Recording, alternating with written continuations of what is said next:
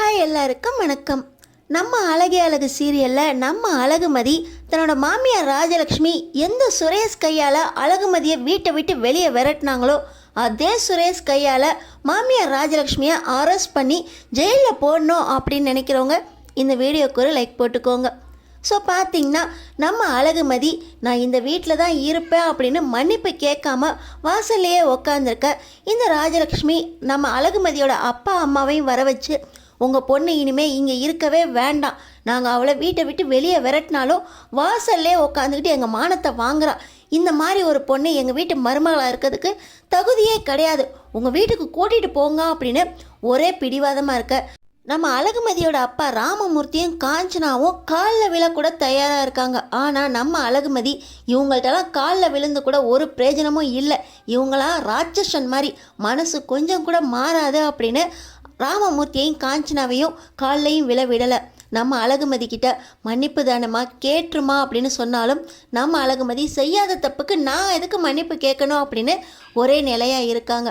சரி வீட்டுக்கு போகலாமா அப்படின்னு நம்ம அழகுமதியை ராமமூர்த்தி வீட்டுக்கு கூட்டிகிட்டு வந்துடுறாரு. வீட்டுக்கு வந்ததுக்கப்புறம் கூட நம்ம அழகுமதியை நிம்மதியாக இருக்க விட மாட்டுறாங்க. கொஞ்சம் பொறுமையாக பொறுத்து போனால் என்னம்மா, வீடுனா அப்படி இப்படி இருக்க தான் செய்யும், எல்லா பிரச்சனையும் தாண்டி தான் வரணும், நீ மாப்பிள்ளைக்கிட்ட ஃபோன் போட்டு பேசுமா அப்படின்னு நம்ம அழகுமதியை மறுபடியும் அவங்கள பணிஞ்சு போக சொல்கிறாங்க. நம்ம அழகுமதியும் சரி அப்பா அம்மா சொல்கிறாங்க நம்ம பணிஞ்சு தான் போகும், சுரேஷ்கிட்ட தானே பேச சொல்கிறாங்க, நடந்ததை சொல்லி பார்ப்போம், அவருக்கு புரிய வைப்போம் அப்படின்னு நம்ம அழகுமதி சுரேஷுக்கு கால் பண்ணுறாங்க. ஆனால் இன்னொரு பக்கம் பார்த்திங்கன்னா இந்த அழகுமதி வீட்டை விட்டு போனதுலேருந்து அப்பா இப்போதான் புயல் அடித்து ஓஞ்ச மாதிரி இருக்குது, அவள் இருந்த இந்த ஒரு மாதமும் வீட்டில் தினம் எந்த சொன்னாலும் எதிர்த்து பேசிக்கிட்டு இருக்கா, வீடாகவே இல்லை, இப்போ தான் நான் நிம்மதியாக இருக்கேன், மாப்பிள்ளை சொன்னாரே அப்படின்னு ஒரு அடங்காப்பிடார் என் வீட்டுக்கு கூட்டிகிட்டு வந்துட்டு அப்பா அப்பா அப்பா அப்பா பட்டதெல்லாம் போதும் அப்படின்னு இந்த ராஜலக்ஷ்மியும் சொல்ல ராகவனும் காலையில் எந்திரிச்சதுலேருந்து வாக்கிங் போகிறேன் வேலைக்கு போகிறேன் விதண்டாவாதம் பேசிக்கிட்டு சரி இந்த மாதிரி ஒரு மருமக வீட்டை விட்டு தொலைஞ்சதே சந்தோஷம் அப்படின்னு ராகவனும் ராஜலக்ஷ்மியும் கூட்டு சேர்ந்து பேச இப்போ தான் சுரேஷு சரி இவ வீட்டை விட்டு போனாதான் அப்பா அம்மா சந்தோஷமாக இருக்காங்க, நம்மளும் இந்த ரூமில் நிம்மதியாக தூங்க முடியும் அப்படின்னு அவரும் சந்தோஷப்படுறாரு.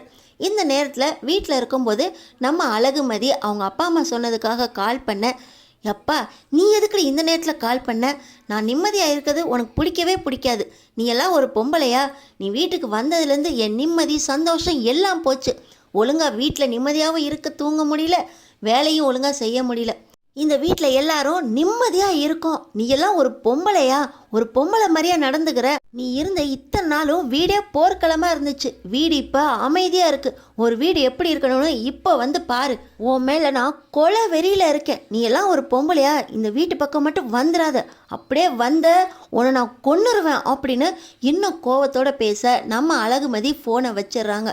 அவங்களோட லைஃபே இப்போ தலைகீழாக மாறிப்போச்சு. வீட்லையும் அனுசரித்து நடக்கணும் அப்படின்னு ஒரே அட்வைஸ், அங்கே போனால் வீட்டில் இருக்கவே முடியாத சூழ்நிலை, இதுக்கு ஒரு முடிவு கட்டியே ஆகணும் அப்படின்னு முடிவெடுக்கிற நம்ம அழகுமதி நேராக அம்பத்தூர் போலீஸ் ஸ்டேஷனுக்கே போய் நான் எஸ்ஐ கிட்ட தான் கம்ப்ளைண்ட் பண்ணணும் அப்படின்னு சொல்ல, யார் அது நேராக என்கிட்ட தான் கம்ப்ளைண்ட் பண்ணணும்னு சொல்கிறீங்க, கம்ப்ளைண்ட் என்னன்னு எழுதி வாங்கிட்டு அனுப்பக்கூடாதா அப்படின்னு ரொம்ப கோவத்தோடு பேசிக்கிட்டு இருக்காரு சுரேஷ்.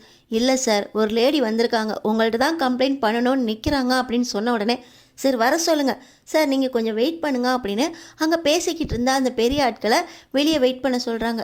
நம்ம அழகுமதி உள்ளே நுழைஞ்ச உடனே சுரேஷுக்கு அழகுமதி முகத்தை பார்த்த உடனே அவ்வளோ கோவம். ஆனால் நம்ம அழகுமதி நான் எஸ்ஐ சுரேஷ் கிட்ட தான் கம்ப்ளைண்ட் பண்ண வந்திருக்கேன் அப்படின்னு நேரடியாக டக்குன்னு ஆரம்பிக்கிறாங்க. அப்படி என்ன கம்ப்ளைண்ட் அப்படின்னு கோவமாக கேட்க, எஸ்ஐ சுரேஷ் கிட்ட கம்ப்ளைண்ட் பண்ண வந்திருக்கேன், என் ஹஸ்பண்ட் சுரேஷ் மேலே கம்ப்ளைண்ட் கொடுக்க வந்திருக்கேன், அடிக்கிறதுக்கு கை ஓங்கினாரு, வீட்டை விட்டு விரட்டினாரு, ஃபோன் பண்ணி மிரட்டுறாரு, ஒரு பொண்ணா நான் என்ன பண்ணணும் அப்படின்னு சுரேஷ்கிட்டேயே சுரேஷை பற்றி கம்ப்ளைண்ட் பண்ணுறாங்க நம்ம அழகுமதி.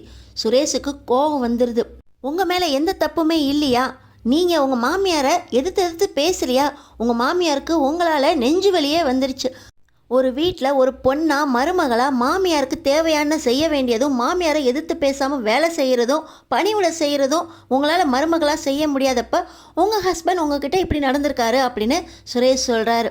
என் ஹஸ்பண்ட் வீட்டில் என்ன நடந்துச்சுன்னு கூட கேள்வி கேட்கல. எதையுமே விசாரிக்காம என் மேலே தான் தப்பு, மன்னிப்பு கேளுன்னு சொன்னார். செய்யாத தப்புக்கு நான் எதுக்கு மன்னிப்பு கேட்கணும்னு சொன்னாலும் மன்னிப்பு கேளு இல்லை வீட்டை விட்டு வெளியே போ அப்படின்னு என்னை கழுத்தை பிடிச்சி வெளியே தள்ளினாரு.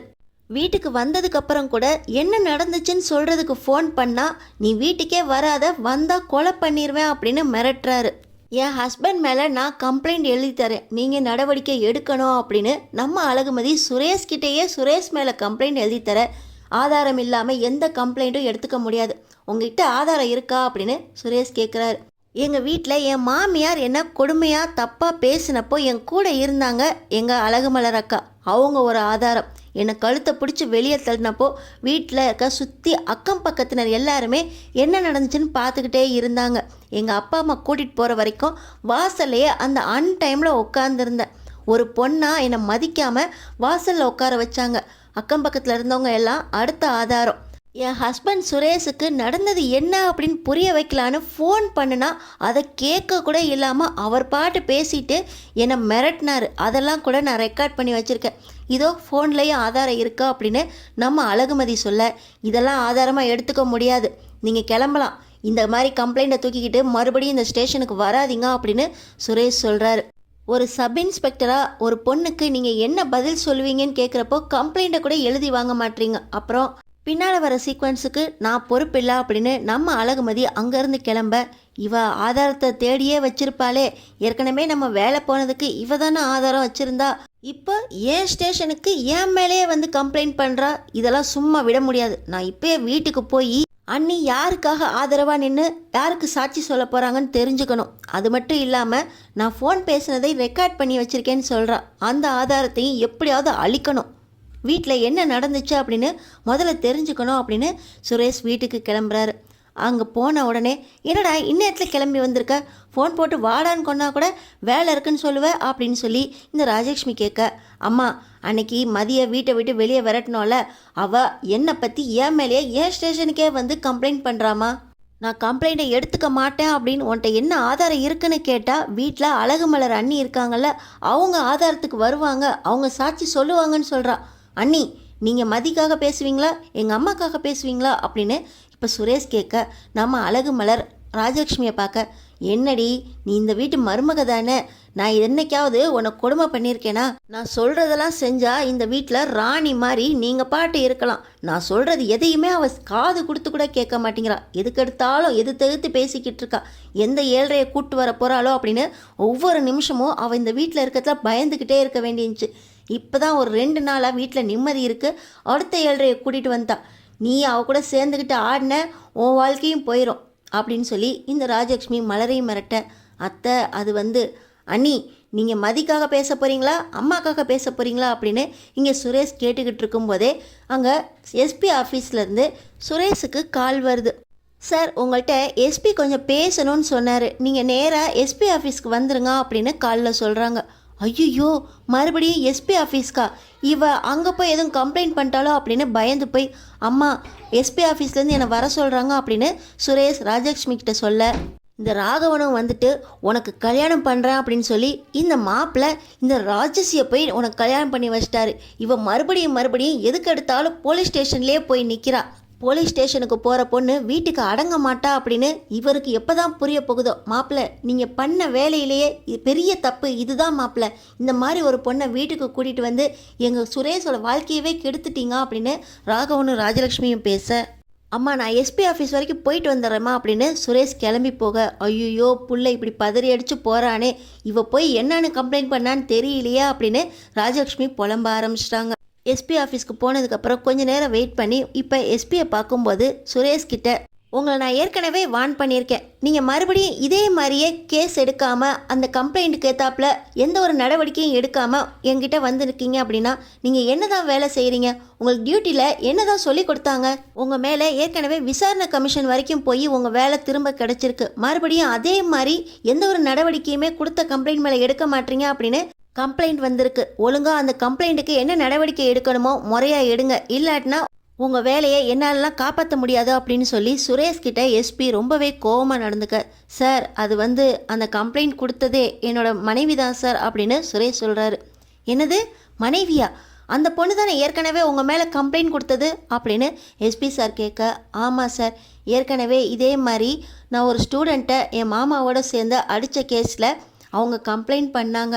அதுக்கப்புறம் எங்கள் 2 குடும்பத்துக்கும் சமரசம் ஆகி அந்த பொண்ணையே நான் கல்யாணம் பண்ணிக்கிட்டேன் சார். அவங்களே என் மேலே தான் தப்பு, முன்பகை காரணமாக நான் அந்த கம்ப்ளைண்ட் கொடுத்துட்டேன் அப்படின்னு எழுதி கொடுத்து விசாரணை கமிஷனில் என் வேலையை எனக்கு திரும்ப கொடுத்தாங்க சார்.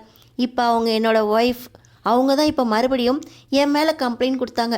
என் ஸ்டேஷனுக்கே வந்து என்னை பற்றியே கம்ப்ளைண்ட் கொடுத்தாங்கன்னா தான் அந்த கம்ப்ளைண்ட்டை நான் வாங்கலை சார் அப்படின்னு சொல்ல, அப்போது அந்த பொண்ணை மிரட்டி கட்டாயப்படுத்தி நீ கல்யாணம் பண்ணியிருக்க, கல்யாணம் பண்ணதும் இல்லாமல் அந்த பொண்ணை நீ டார்ச்சர் பண்ணியிருக்க, வீட்டை விட்டு வெளியே விரட்டின அப்படின்னு சொல்லி உன் மேலே அவங்க கம்ப்ளைண்ட் கொடுத்துருக்காங்க. நடந்ததெல்லாம் சரியாக இருக்கா அப்படின்னு சொல்லி எஸ்பி கேட்க, ஆமாம் சார், அந்த பொண்ணு அப்படி தான் கம்ப்ளைண்ட் கொடுத்துச்சு. ஆனால் எங்கள் அம்மா மேலே எந்த தப்புமே இல்லை சார். நானும் அவங்கள தேவையில்லாமல் வீட்டை விட்டு விரட்டல. அந்த பொண்ணு பொண்ணாவே நடந்துக்கல சார் அப்படின்னு சொல்லி சுரேஷ் எஸ்பி கிட்ட பேச, அதெல்லாம் எனக்கு தெரியாது. ஒரு பொண்ணுடைய உரிமையை மீறி அவங்கள வீட்டில் நைட்டு நேரத்தில் வீட்டை விட்டு விரட்டியிருக்கீங்க. ஃபோன் போட்டு மிரட்டினதா ஆதாரமே வச்சுருக்காங்க அவங்க. ஒன்று இந்த கேஸை உங்கள் மனைவி அப்படிங்கிற முறையில் நீங்கள் அவங்களோட பேசி சமரசமாக முடிங்க, இல்லை அதுக்கு அடுத்தடுத்த நடவடிக்கையை நானே எடுக்க வேண்டியிருக்கும். நீங்கள் சொல்கிறபடி பார்த்தா உங்கள் மனைவி உங்கள் மேலே தான் கம்ப்ளைண்ட் பண்ணியிருக்காங்க. இந்த கம்ப்ளைண்ட்டுக்கு உங்களால் நடவடிக்கை எடுக்க முடியாதுங்கிறப்போ நானே இந்த விஷயத்தில் இறங்குறேன் அப்படின்னு சொல்லி எஸ்பியே சொல்ல, இல்லை சார், வேண்டாம் சார், என் மனைவியை நான் சமாதானப்படுத்த பார்க்குறேன், இல்லை அடுத்து என்ன செய்யணுமோ நானே செய்கிறேன் சார் அப்படின்னு சொல்லி சுரேஷ் சல்யூட்டும் அடிச்சுட்டு எஸ்பி ஆஃபீஸ்லேருந்து ரொம்ப வருத்தத்தோடு கிளம்புறாரு. இப்போ சுரேஷ் பார்த்திங்கன்னா நேராக அழகுமதி வீட்டுக்கே போய், என்னடி இப்போ எஸ்பி ஆஃபீஸ்க்கு போய் என் மேலே கம்ப்ளைண்ட் கொடுத்துட்டு வந்தியா? எஸ்பி ஆஃபீஸ்க்கு போனால் நான் பயந்துருவேன்னு நினச்சியா? முதல்கா கம்ப்ளைண்ட்டை வாபஸ் வாங்கு. எஸ்பி ஆஃபீஸ்கிட்ட தெரியாதனமாக கம்ப்ளைண்ட் கொடுத்துட்டேன் அப்படின்னு போய் சொன்னாதான் உனக்கு அடுத்த மாதிரி நல்லபடியாக வாழ்க்கை கிடைக்கும். என்கிட்ட வந்து எங்கள் அம்மா கிட்ட வந்து மன்னிப்பை கேட்டுட்டு எங்கள் வீட்டில் வாழ்கிற வழியை பாரு. ஏதோ தாலி கட்டின முறைக்காக போனா போதுன்னு எங்கள் வீட்டில் இருக்க விடுற. மறுபடியும் பிரச்சனை பண்ணிக்கிட்டே இருந்து தப்பு பண்ணிக்கிட்டே இருந்தீங்கன்னா நடக்கிறதே வேற அப்படின்னு நேராக நம்ம அழகுமதியோட வீட்டுக்கே வந்து மறுபடியும் சுரேஷ் மிரட்ட, நம்ம அழகுமதி இதை வழக்கம் போல் மறுபடியும் ரெக்கார்ட் பண்ணிடுறாங்க. இப்போ சுரேஷ் எங்கள் வீட்டுக்கு வரியா இல்லையா அப்படின்னு மறுபடியும் மதிய மிரட்ட, கூட உங்கள் வீட்டுக்கு என்னால் வர முடியாது, கம்ப்ளைண்ட் பண்ணியிருக்கேன், நடவடிக்கை எடுக்கலையா? நடவடிக்கை எடுக்காமல் நேராக எங்கள் வீட்டுக்கே வந்து மறுபடியும் மிரட்டுறீங்க, மறுபடியும் தப்பு பண்ணிக்கிட்டு இருக்கீங்க அப்படின்னு நம்ம மதி சொல்ல, என்னடி ஆம்பளை முன்னாடி கையை நீட்டி மிரட்டி பேசுகிற?